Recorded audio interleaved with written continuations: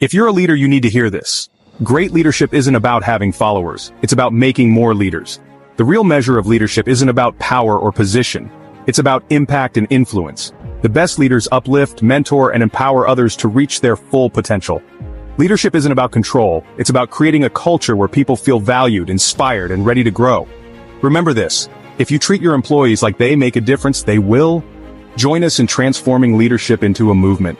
Watch this video and see the incredible difference it makes when leadership is about building leaders, not followers. What's the best leadership advice you've ever received? Drop it in the comments. Welcome to Building Resilience. I'm Jose Pereira, your host. This is the place where true leaders are forged, where stories of adversity turn into lessons of strength, and where faith, courage, and resilience come alive. Each week we bring you voices that inspire, challenge, and equip you to lead with an unbreakable spirit. This is more than a podcast. It's a movement, and it begins right now. Okay. Welcome everybody to my show, Building Resilience. This is a show where we showcase people that have gone through adversity, but today have thrived. And today I have a very special guest. By the way, I always mention how I get connected to our guest. James and I are both integrated of the C-Suite for Christ. We're going to talk a little bit about that. And there's where we really got the connection, because he's a man of faith. So he has a background of pathologist. So he was in the hospital for the veterans. He's going to talk a little bit about that. Today he's retired, but all his experience, he's going to talk about his experience because he wrote a book about the bullying. It's interesting, the book, by the way. I have the book here. I was reading it. It's called Chemical Courage. And this is interesting because there are 70 anonymous stories talking about bullying. We're going to talk in this show how he got to that. So without no further ado, James, thank you for being here. I give you the mic. Jose, it's good to see you again. You know what was interesting, because to the audience, we did an intro call that was supposed to be like a 15-minute intro call. I don't know how long we were talking, James, like 2 hours. I was telling him that we should have recorded that, because that really would be a great podcast, no? So we hope we create that atmosphere today for this podcast. So let's introduce James. And James, tell me a little bit about your testimony, your story, because you were talking about that you wrote your book based on a dark moment. Go back to that moment and tell your story. I had done what every person wants to do, pretty much, which is to succeed. And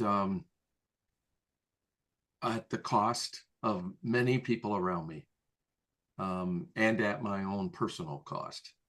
That doesn't mean that it was a bad decision. It doesn't mean that it was anything, bizarre or something like that. It was just life, time and chance.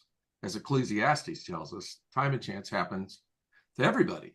Mm-hmm. So my story is nothing compared to many others, and it might be a little bit more dramatic than some, but it's my story. And the way that it started was I was in the United States Air Force, and a president came along and did exactly what was being done, what's being done right now, which is a lot of drawdown and reduction in force kind of things. And so at that time, I was supposed to be a recruiter in the Air Force, but I didn't get those orders. I got orders overseas, had little babies, and I wasn't going to leave my home to leave them alone.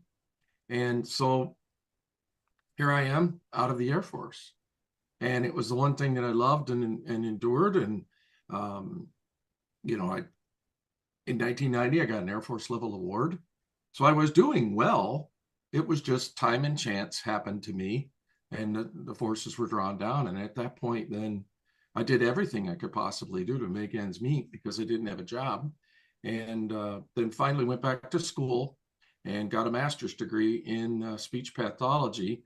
Got the first job that was available in my region, the only job that was available in my small region. And before my clinical fellowship was over, the company filed for bankruptcy. Oh, wow. So I, again, now have student loans and no job. And I thought, well, what in the world is this about? And then I landed on my feet in the medical field, and that was kind of the start of my desire to really rise to the top in providing healthcare to people. And at one point, I had an opportunity to join a neurocognitive rehabilitation center in Detroit as their CEO. Oh, wow. And I just needed a professional reference, and that was it. So I called my buddy, who was a associate director in the Veterans Health Administration, and he convinced me to take time and join the federal government. And so I did, and then we moved 80 miles away from our home, but all together as a family for the most part. And and then it just started happening. I just started skyrocketing, and leadership class after leadership class, and achievement after achievement.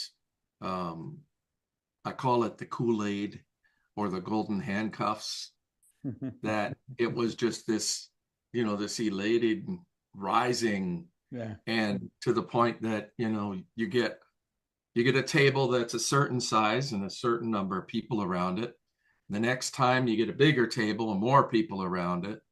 And it culminated in a really big table with like 70 to 80 people around it every morning. And me at the very end of that table, looking down at all these people, just with a great amount of gratitude, thinking, man, how could I be here? And you were in the pinnacle of your career. Yeah, right. So it was just this climbing thing. Mm-hmm. And at the same time, I missed some hockey games. I drove through snowstorms to get to hockey games and dance recitals. I did all of that stuff that you do as a young middle-aged parent. But I was never really truly present in the moment. I was always thinking about something. It was always something good, but I was always distracted. And the reason that I'm bringing that up is because that distraction is what led to Chemical Courage. So it was December. What was going on with your family at that time? So you were climbing the corporate ladder. What about your family? Yeah, that's a really good question. I know now that they were afraid. I didn't know then. I couldn't see it. I couldn't pick up on it. All I could pick up on is that, I had some really ridiculous expectations of life. And as I rose and became the man, I expected my family to rise along with me, mm-hmm. and that their culture, their behaviors would be similar, commensurate with that, mm-hmm. of an executive. Mm-hmm. And little stuff like shoes at the front door. I'd get home after driving across the Upper Peninsula of Michigan in snowstorm, and my only expectation was that there wouldn't be a pile of shoes at the front door. And I'd open the door and I'd be thinking about it the whole way back, 120 some mile drive. And I'd be like thinking about the shoes in the front door. And sure enough, there was the pile of shoes. And then what would happen is the Incredible Hulk would come out of me, and I would kick shoes and cuss and say, can't you get this right? That's the only one thing I want. I'm driving. I'm doing all of this for the family. It was really pretty ugly when you think about it. But I wasn't even present in those moments. But it was, again, building up this thing that I call chemical courage. You know, Jim, when you're talking about this, wow, I'm thinking about my life because exactly this is something that is incredible. The person that you sacrifice family time, sacrifice because I'm not saying that it's not okay that you try to, you know, to do great in a job to provide, be a provider to your family, but you really need to have a balance. And when you see that things imperfectly, you say, okay, I was climbing, climbing, climbing. So that's why I made you the question, what about the family? Because Yeah, now your only expectation is the pile of shoes, but not them. not, it's not terrible, right? yeah, It's yeah, just terrible. yeah. But It's great. it is the thing that echoes in my mind, and I know that they remember it. You know, when you sit around with family at holidays and you start reminiscing about the silly things that happen, They those are talk the about that things that come forward. You because remember when you would kick these the are the type of shoes down? these are the type of thing that mark you, you know, because but but the good thing is that now you recognize that that was wrong and you try to amend it. But let's talk a little bit Yeah, more about that. So that was, let's say, was the fundamental how you decided to write your book. part of it. But Okay. So Christmas how it Eve, came? Tell me that story. Christmas Eve, December 2022, I had an angel in my bedroom with me. Oh yeah. And this angel was saving my life and telling me Please tell that more about that turn over. angel because when you give me the previews, it blow my mind. I want the people to understand that really you had an angel. Yes, really. Yes, really. And it was, it felt like it was physically pushing me over from my left side to my right, or from my right side to my left side, rather, and telling me, stay awake and call the hospital. Pretty simple message, but I wrestled with it because I, was the man. And so I finally called, and when I called, they sent an ambulance. The ambulance gets there. The ambulance checks me out. Then they say, there's nothing wrong with you. I'm like, I knew that. But the nurse that I called for the triage, she said that I was having a heart attack or pulmonary embolism. And I'm like, nah, that's definitely not what's going on with me. I just, stressed, maybe just a little too stressed. Well, when I got to the hospital, 7 hours went by. I sat in the entryway waiting and waiting and waiting. I met my doctor, and you know, Jose, there's these times in your life when I'm knocking on heaven's door. Something's happening, and I better tell the truth. Mhm. So I did. I told the doctor I didn't even know who he was, and Ben Seifsaid was his name. And I told him of the story of the angel, and he then left my room, and he come back and he told me, he says, you've got hundreds of clots in your lungs, and an amazing number of your cortisol level is what's causing pressure on the right side of your heart. And then he said some words that were just remarkable. He said, that's why I believed your story when the angel was pushing you over to your left side, because it was relieving the pressure on your heart, which was going to kill you. And you've got minutes to live. And I called in this entire team in Las Vegas, Nevada, on Christmas Eve to do the only procedure that was available in all of Nevada on me that very night. And so I had the procedure done. And then you would think that that would have been enough of a 2x4 to the forehead of a stubborn man. It wasn't. And I took a job as the CEO of a California VA medical center. And again, we you picked you up and you moved. you were not hearing the signs, you know. It wasn't even a still small voice. It was like yelling, hey, Yeah, cool yeah, it yeah. here. And let me But tell there you was something something, before you continue. This is something great what you're saying because sometimes, you know, the Holy Spirit is saying you loudly, stop, and you continue. You had to be obedient. You had to stop. Continue. It wasn't enough to, have the family telling me about shoes and the anger that was building up. It wasn't enough to realize that my own leadership style at times would turn into the Incredible Hulk kicking shoes to get stuff done. Yeah. When there was adversity or, resistance in a particular project or philosophy or following a policy or who knows what it could have been. But I couldn't see those things in myself. Again, building the theme for Chemical Courage.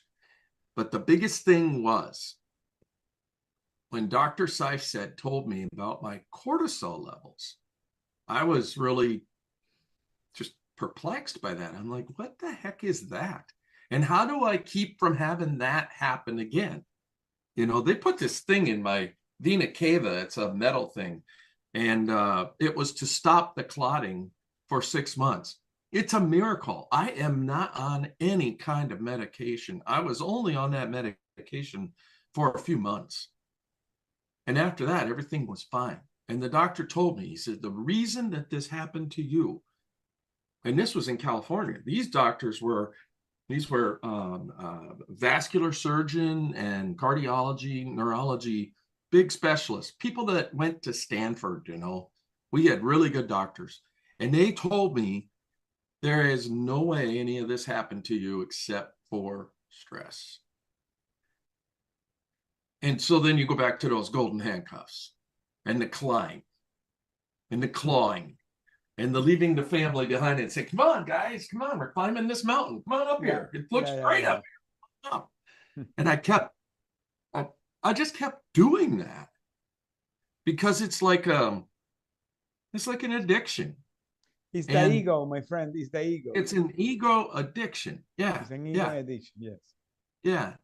And it finally came crashing down in California when values, my leadership, and things that were happening there, despite my attempts to stop it, became so much so and so dark that my wife was in Wisconsin visiting the granddaughters, and my son wasn't talking to us, and all of these products of my push really came to the surface, and I felt very, very responsible, hopeless, and suicidal.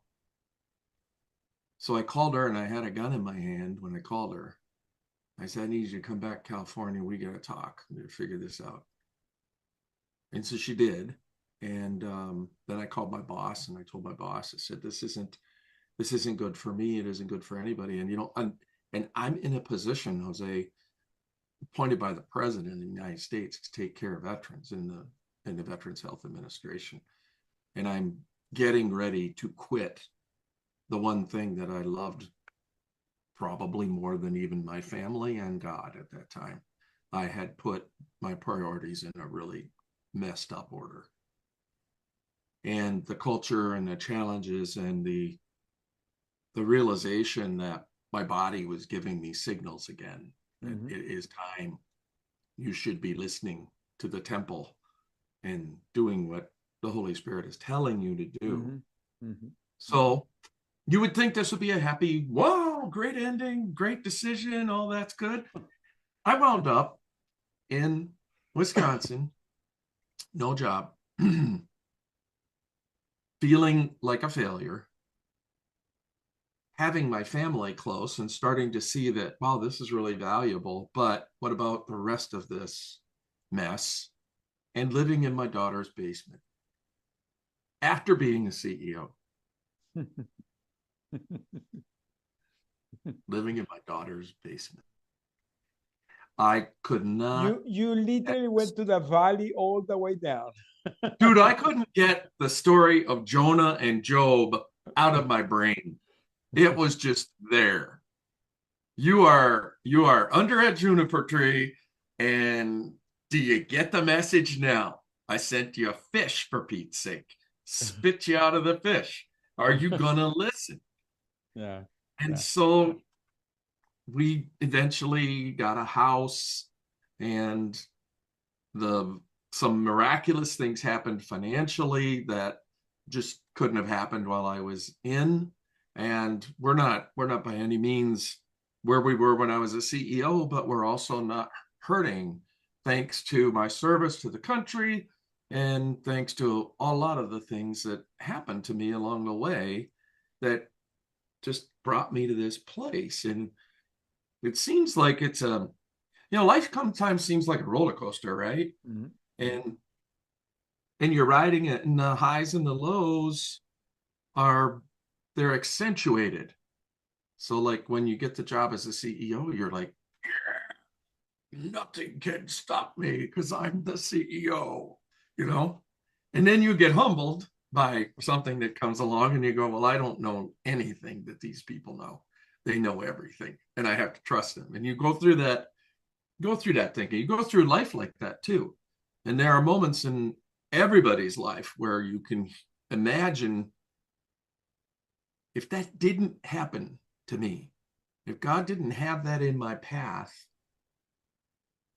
I wouldn't be who I am today. I wouldn't have the gratitude and the recognition of the magnitude and glory of Jesus Christ.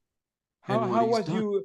What was the moment that you really thought that this was not a burden? That was something that what God put in you, like the Jonas, as you said.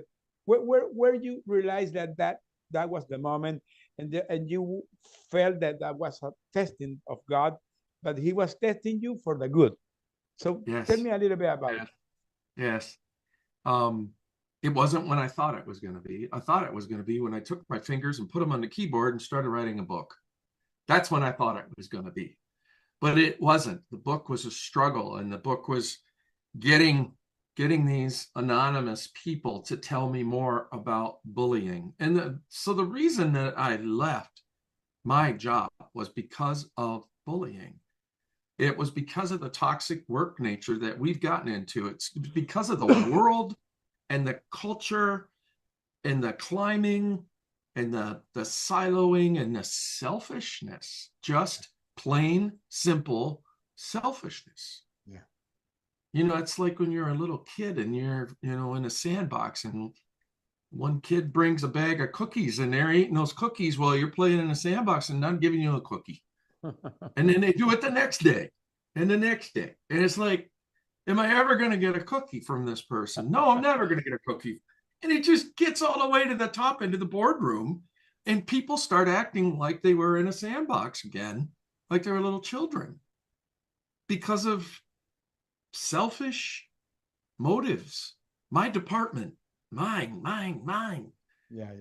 Instead of ours. It's so true what you're saying. So true. But James, we're here. I believe that we went through things in life because God is giving me and giving you the voice to talk about the truth and to talk about how the things really have to be changed, because this is the world that the things have to change. And I truly believe that it's like a movement that is being created. The people like you, like me, or many people that have been meeting, that I can find the pattern in all of us. People that have been going to the top, and one day they fall, they crush, they literally are crushed, but God restores you and makes you a better man. So I see that in your story. So how you begin to contact these anonymous people? Talk a little bit about those 70 people you contacted. How was that? I sent out a whole bunch of text messages. And but what's random? What's random? It was totally, God just said, do this today, do this tomorrow. And I was listening, and I was doing that, and people were coming. The bad thing about bullying is nobody wants to really talk about it. To the audience that's hearing this, let me put that in context. This is the book. It's called Chemical Courage. And these are 70 stories of people that were bullied. So this guy contacted people randomly, anonymously, and then here's the book. So it's very cool. So Yeah, talk about yeah. that. And they started calling me and they said, I'll do this, but I want to know that, nobody's going to ever be able to figure out that it's me. And I'm like, okay, no problem. So I had this big dry erase board in my office here, and I had the countries laid out all over the world where I was going to put different characters and make sure that there was no interconnectivity whatsoever between a story. If it was a story about a female, it was a story about a male in the book, and if they were on the West Coast, East Coast, switched them up so that there was just no way, unless you really knew the story, that you would be able to say that this happened at this place. And the forms of bullying that are there's really two forms. There's the external and the internal. The external is the people that are in middle school, high school. When I was in school, that people thought it was kind of funny to shove other people's heads in the toilet and flush it. They called that a swirling. It was supposedly a culturally cool thing to do, unless you were the one with the head in the toilet. Then it wasn't all that culturally cool. So, right? So that's external bullying and forces. That raises our fight, flight, freeze, fear response to think that after school today, I'm going to get a new haircut in a toilet. And that's not going to be a good day for me. And these people are poking and pushing at that because they're going to do it. It's the same thing. You send out an agenda and one of your executive team members sends you a fiery email and then is standing at your door at that moment, arms crossed going, are you really going to do this? Like, one, I'm the CEO, you're not, and you shouldn't be standing there doing that because I'm guiding policy. I got the best interest of this organization at my heart, and you're supposed to be on my side. Yes, you can be a force of information and balance to that, but not like this. This is not good. So now that little thing, just that little gesture, the little fiery email, it sits inside you, and you go to the meeting. What you were planning on presenting, you now are having to present in a different way. You're having to grab a new energy in your body that wasn't there. And guess where that energy comes from? Cortisol. Oh, yeah. Our body, in that fight, fear reflection, will have an increase in cortisol. And when cortisol is increased and it's chronic and left to continue, it becomes inflammation. Mm-hmm. And inflammation can be anywhere in your body and cause all kinds of problems. It can cause skin rashes. It can cause, you see some people that are Cancer. speaking and their neck just turns red. It's almost like a thermometer. You could see that. That is what that is. Yeah. And so while that was happening and these 70 people or so were coming to me with stories, not one person would write their story down. Nobody sent me an email. They wanted to do a Zoom meeting just like this and tell me their story. And then I sent them what I wrote with characters in the book, and they approved every single thing. And there was one individual that didn't like a number that I had for a number of certain people that were involved in the book. And this person said, that number's too close to where I work, to the truth. It was a number. It was just a number.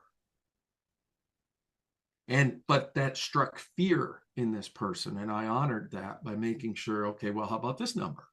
Yeah, that number works better. Okay. It's laughable, but it's also just so sad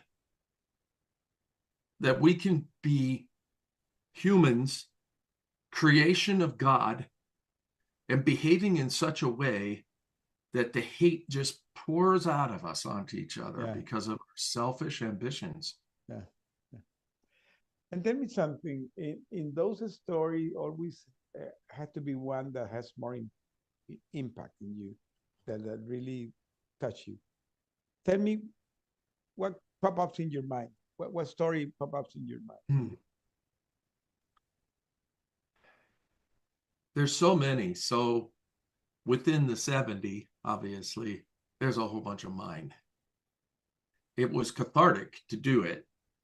I mean, I needed 8 months of therapy after I left to just sort it all out and to really to just figure that out. So I think the story that really resonates the most with me is the story of Naomi and Nabal. And I used biblical character names so that nobody could say, this is that kind of a person, this is that kind of a person. And if anybody had any kind of culturally or disabling conditions of any sort, different color, creed, grace, the whole thing, I called those people polka dotted. Okay. Because I wanted to honor the fact that we're all different, we could be different, and it really doesn't matter. Okay. So I didn't want any kind of scrutiny on that behalf. Plus, it also helped me to hide the identity of the people that were involved, especially if it was their, as I coined this term, purple polka dottedness. If it was because of that they were bullied, then that would be one of the things. So the story that is of Nabal and Naomi is they were a young couple and they were climbing through the ladder. And Nabal was quite a narcissist. But he loved Naomi, but he would bring home the things from work quite a bit. And it culminated where Nabal, this was a true story. Nabal was a hospital director in a community where there was a mass shooting. And this mass shooting really impacted him. He performed admirably during the emergency response, but afterward he was never the same. Wow. And Nabal goes to a conference with everybody that he had never met before because they're an international hospital corporation, fictitious. And when they get there, Nabal is listening. He gives a big presentation. Everybody claps for him. And he's, risen to the top. But at home, his Naomi basically left him a note saying that, I'm done. I can't take it anymore. These people are out to get you. And you're just going to have to figure this out. You'll be fine. But I need time for myself. How often have we heard that in the executive realm? Yeah. And so this is a story that really gets close to me because I didn't get there, but I got really close to there. And there were some real important people in my life, the VA, for one, that was there at the time that I needed them the most. Nabal, unfortunately, takes his life, and it colors some of the rest of the story. And and that did happen. There was a real story at a real conference meeting where someone took their life, and it had an enormous impact on me.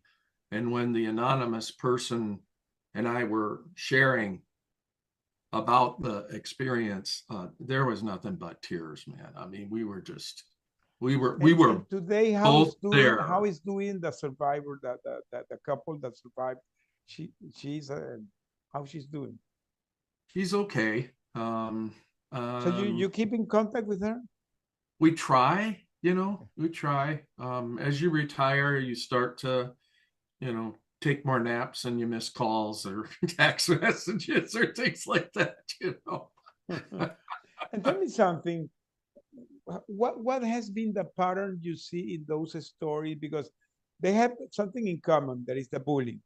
But people cope different ways. People sometimes can manage it in different ways.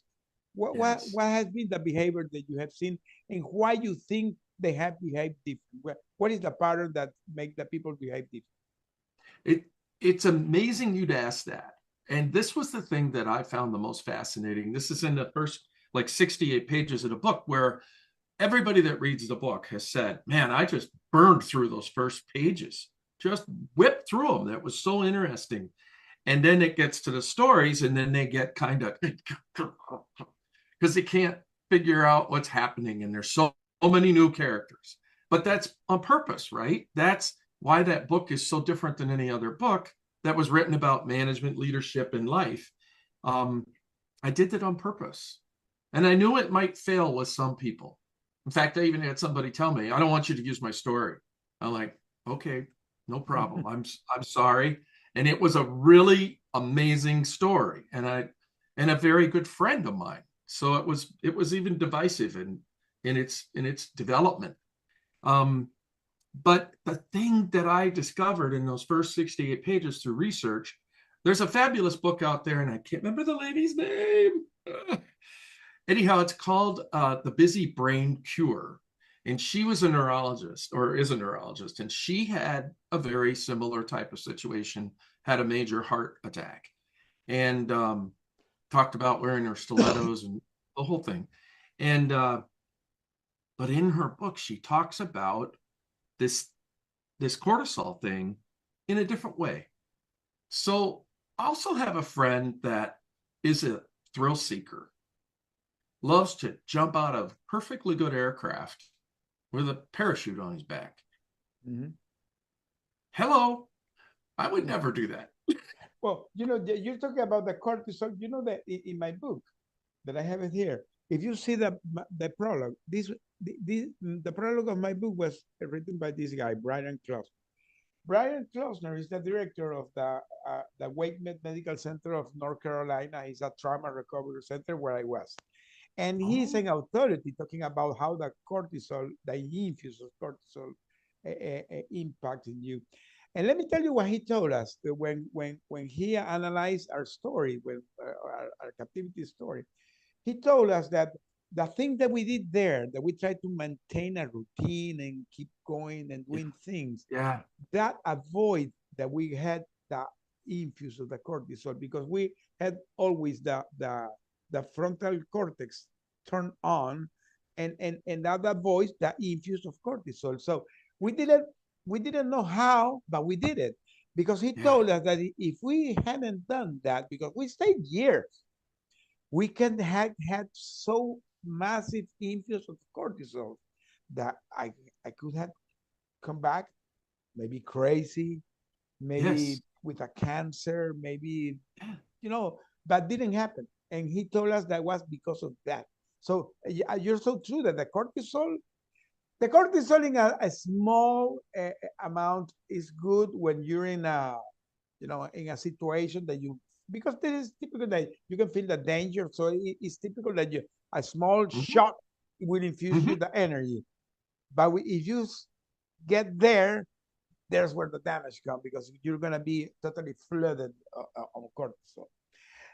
Let me it's tell you something. fascinating that your doctor said that. No, he's an authority. Let me tell you. And you had to hear the podcast that I did with him. I'm going to send the link, because he was my guest. I brought him to my show, and he talked about it. It's fascinating. It's really fascinating. Wow. James, let's talk about, because now you're embedded in all these stories, hearing the sadness that has to have impacted yourself, hearing all those stories. So how you managed to handle all those emotions? How you did it? Because I know that you were trying to heal yourself, but at the same time, there is something incredible that I have learned. Sometimes when you are repeating the things that you have gone through, like you're telling today the story, or hearing other stories, your brain doesn't recognize if that is true or not, because the brain is temporal. So it could happen that the brain thinks that the situation is happening again, or is happening to you. So sometimes it's difficult to manage that. How you manage that that didn't affect you? There's a scripture that says, "He who asks will receive. He who knocks, it will be opened. But he who asks amiss will not receive." And we ask amiss all the time. We pray about passing a test in high school. We pray about, getting a good performance review on our work. We pray about if we should buy that new refrigerator with all the bells and whistles on it. I'm not going to judge someone else's prayers, but I am the judge of my own prayers. And when I ask amiss, I know that I'm asking amiss. So when I ask God, how can I do this? And he says, this way. I say, okay. Now, I didn't say that before. I can't say that, as we were talking about our connection with C-Suite for Christ, this was the thing that drew me into C-Suite for Christ, was that we're not a networking group. We are a group of Christian people that are in the marketplace that are thirsty for fellowship and the truth, God's truth, and how to actually enable and empower God's truth in our everyday. And I didn't do that. Yeah. There were decisions I made that I didn't ask God. I might have said, yeah, I'm a Christian and I'm thinking about God and I wanted to do it that way. And I'm thinking that was the right stuff, but I didn't ask. I was asking amiss. And I wasn't receiving either. Okay, that's a great introduction to you made to the next segment, that is the faith and the connection with the C-Suite for Christ. Tell me about how your faith was reshaped, how really you because you're talking about the praying intentionally for the things that you really think are part of your purpose. Because when you're finding what you really want to do, now you're praying intentionally. So how that faith was reshaping, how was the connection with the C-Suite for Christ? The people that doesn't know this, C-Suite for Christ is a movement that, if Paul is hearing this, is a wonderful guy, Paul Newberger, that he has this group. I love the way he always reframed it, that this is an apologetic group of Christians. So, yep. and that's the way I got connected with James and many other people that have been meeting, because one of the things that all of us think is that God has restored us, and we are unapologetic, saying that we love him and we love Christ, and because our life has changed because of that. So James, tell me your story of that connection.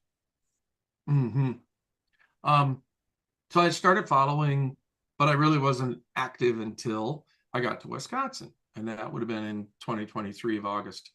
And Paul had sent out an email that said he was looking for a speakers bureau people. And I thought, well, I got this senior executive flag and I got a whole bunch of stuff. Maybe I could talk to somebody about something, make a difference. So I joined, and I didn't get a speaking gig for quite some time. I sent out my emails and told everybody about me.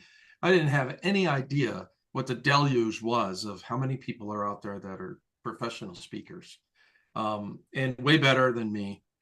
But through C-Suite for Christ, I built friendships and fellowship with people that could help me. And I could ask, the hard questions like, well, how did you do that? And what did you do with this, with your calendar? And, things of just growing that way.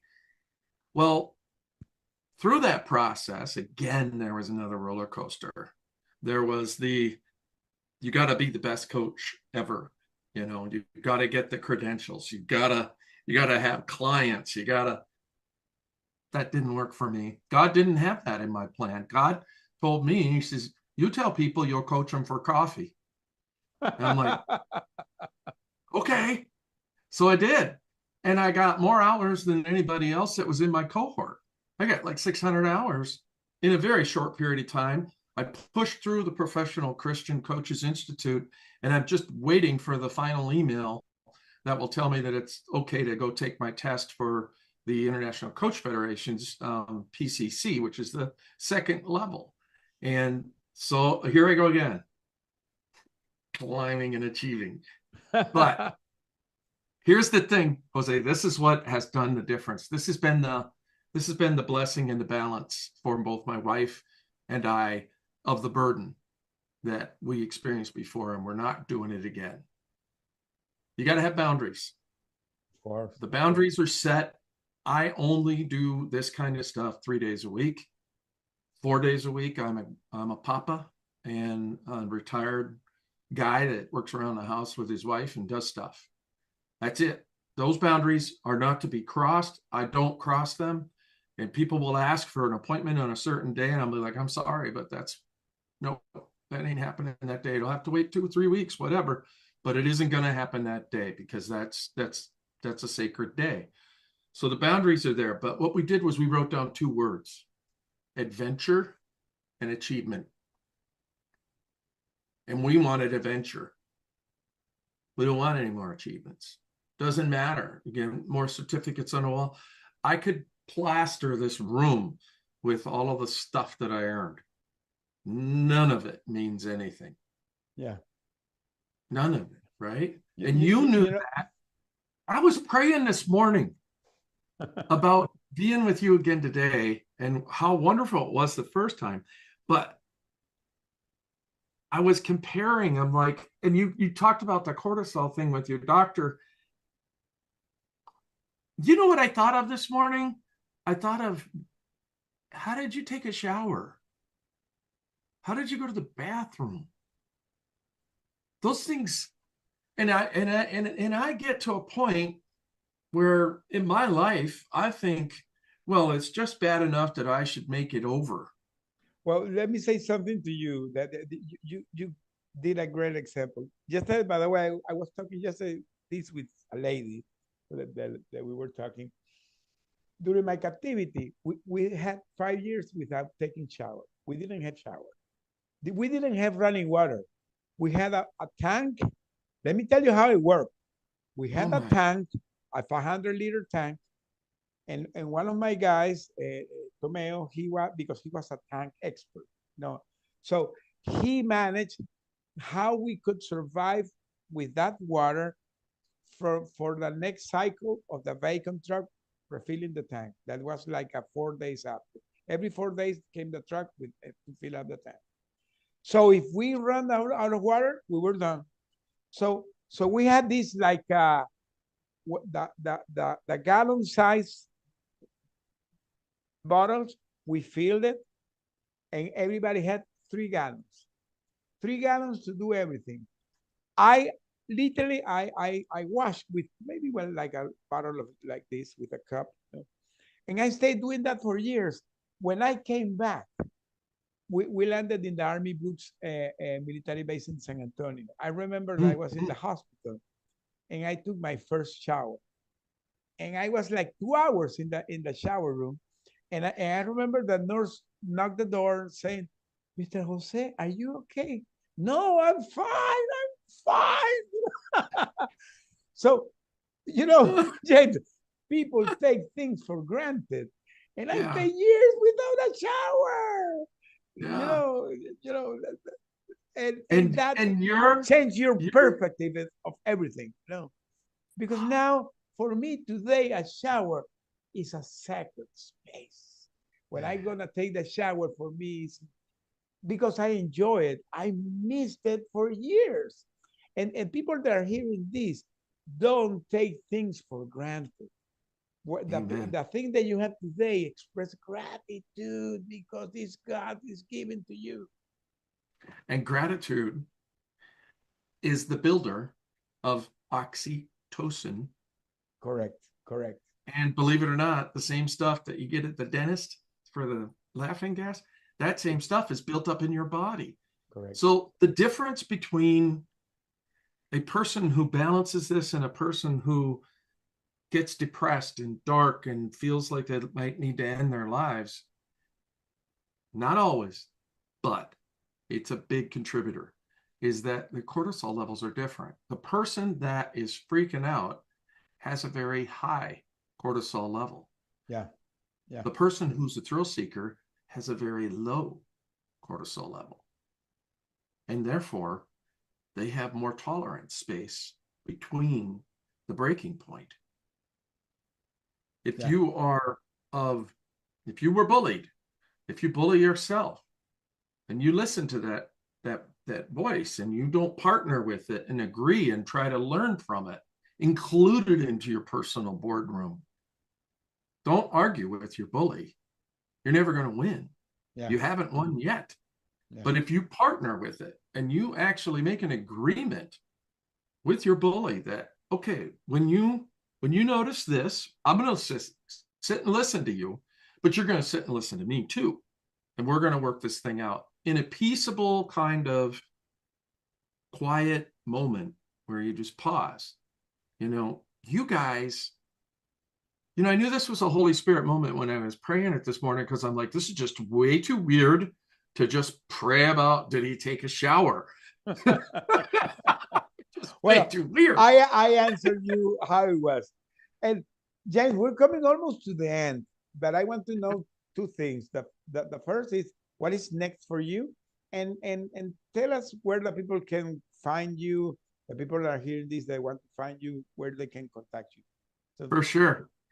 What is next for me is continue coaching, and but something happened with C-Suite for Christ that's really cool, and it's supposed to happen here within the next couple of days. I have been given the honor of being a YouTube show host, and the show is called In This World, but not of it. And it will feature people that have an Ebenezer. And the Ebenezer is something that we use to remind us of God. Mm-hmm. When you don't even have anything, like when you're in prison for 5 years and can't take a shower, what was an Ebenezer for you? I'd love to have you on my show and hear that story. But that's kind of how this show goes. And I'm hoping that it will be successful, because the stories I've been hearing already are just amazing. And you think about it, I had to gather those 70 anonymous stories this way. God was getting me ready for this. He was, working on the details and teaching me patience and how to talk to somebody on a screen and all of that business, right?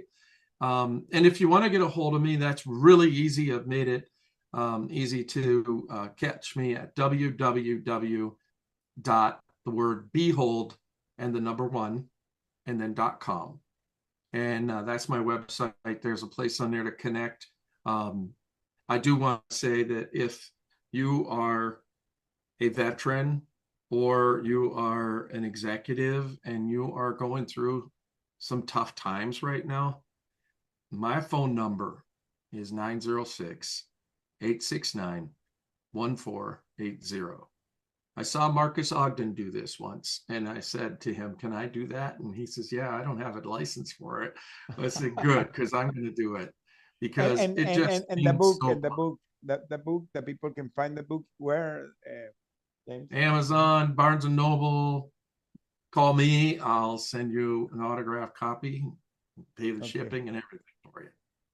Well, this has been a great interview, James, and as always, because I was really enjoying the moment, and well, we will keep in touch. C-Suite for Christ is a great movement, and I love the way that the people that are part of the movement really think about the boldness, the importance of being humble, the people that your marketplace becomes your sacred space.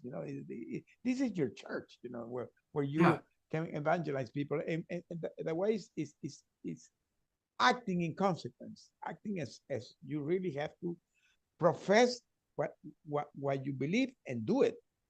So a last minute, what will be the thing that you will give to my audience in last minute? Pause. The time between the stimulus and the response is the pause.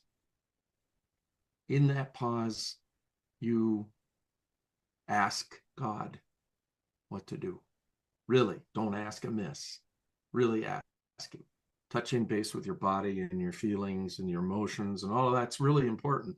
But the most important thing is did you really ask God about it? And if you didn't, then that pause was useless because you were doing it in your own power. Yeah. Well, great advice. Well, James, this was an incredible show. I hope that people enjoy it. It was a lot of insights that you share. By the way, I recorded a show 1 week ago with a friend of mine.